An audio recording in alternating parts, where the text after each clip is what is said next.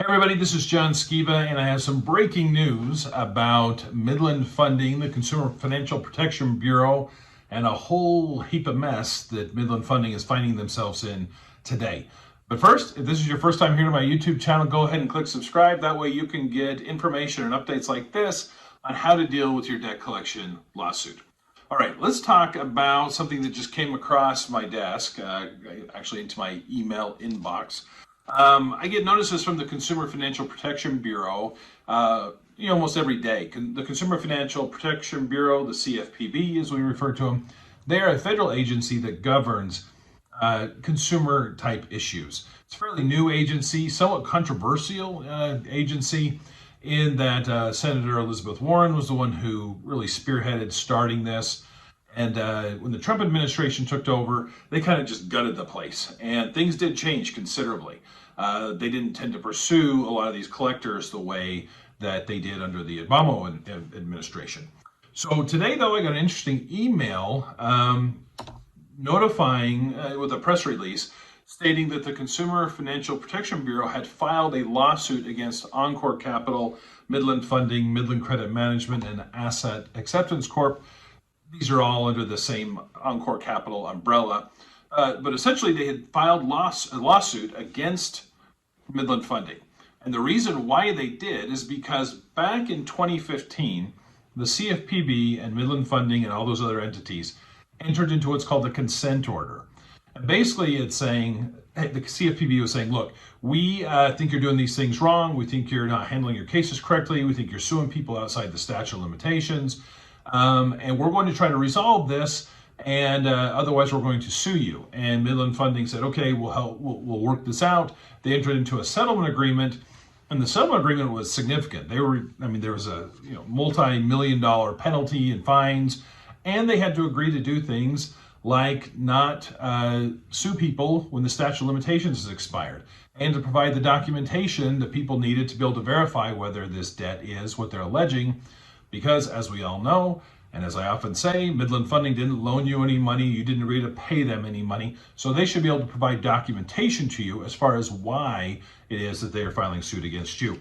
Well, so in the email, they provided a copy of the lawsuit here that was just filed today on September 8th, 2020, against Midland Funding and all the related entities. And the allegations in their complaint are that them saying, look, back in 2015, we entered into this consent order. Midland Funding has not lived up to the terms of the consent order. And granted, I'm doing this fairly quickly, but because I just got it. But I went through it and looked at some of these specific allegations that they're claiming that Midland Funding had violated. Some of the headings, I can grab the complaint here. They said, look, Midland Funding was suing consumers without possessing the required documentation. If you watch my video channel here at all on YouTube, you know that that's what we talk about all the time, that they don't have documentation to support what it is that they're alleging. The government alleged that Midland Funding engaged in legal collections without providing the required disclosures. Now, the CFPB required that they provide certain disclosures back in 2015 when they sent you a letter basically saying, hey, look, if you want documentation, we'll provide it to you within 30 days, and that kind of language. They said that they found more than 750,000 instances after the effective date of the 2015 consent order where Encore, Midland, everybody engaged in legal collections, and they omitted some of the disclosures that the CFPB was requiring them to provide. During that time, they collected more than $300 million through collections on those accounts without providing the disclosures that the CFPB was requiring. They also found that Midland was suing people on time-barred debts. Those are debts where the statute of limitations had expired. They found several lawsuits where they had done that. And then they said that Midland failed to disclose that consumers might incur international transaction fees. This is something I actually hadn't heard about. But what was happening is that people were settling debts with Midland.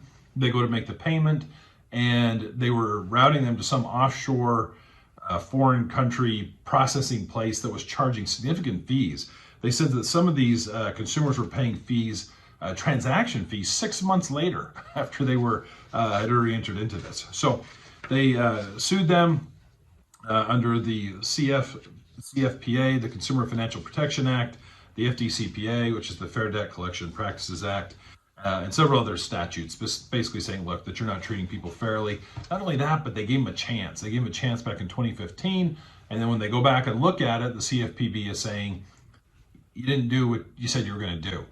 And I mean, the initial fees that they were assessed, Encore paid a $34 million in restitution and a $10 million civil penalty fee to the CFPB, yet they were still doing it.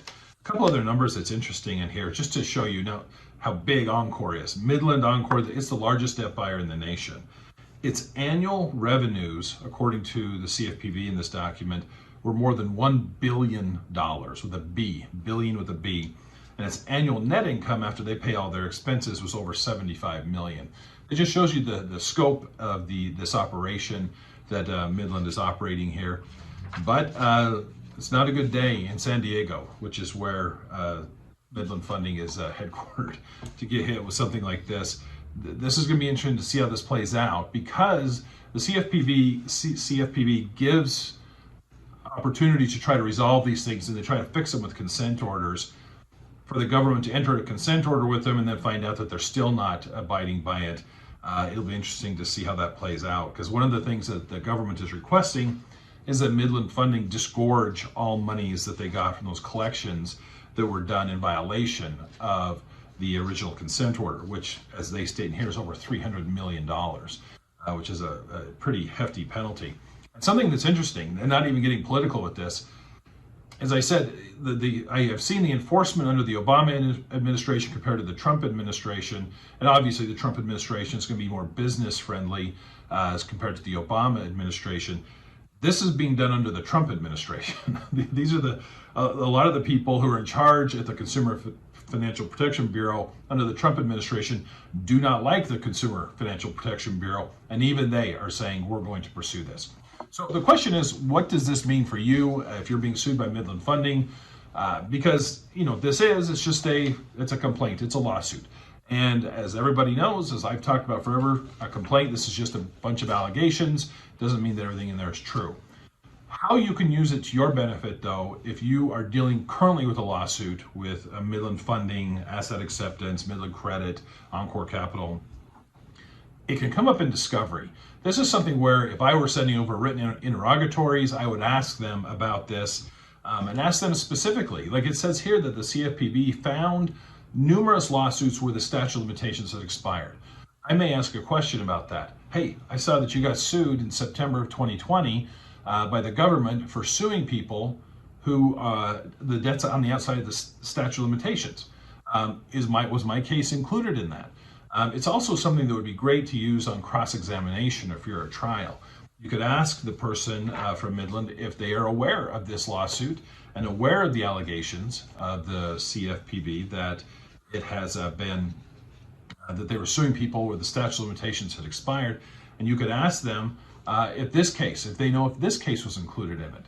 They may or may not, but it's a great thing to get before the court that they had this order against them, and even after all the huge penalties and everything else they were paying, and I guess it's all relative, a $34 million fine to a company having over $1 billion in revenue a year, it's probably not that significant.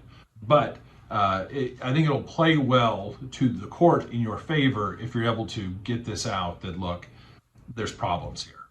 And this company has problems in the way that they do business, and I think that could have an impact on your case. So I'll put a link down in the comments section, in the notes, where you can download a copy of this complaint and you can read the press release from the Consumer Financial Protection Bureau.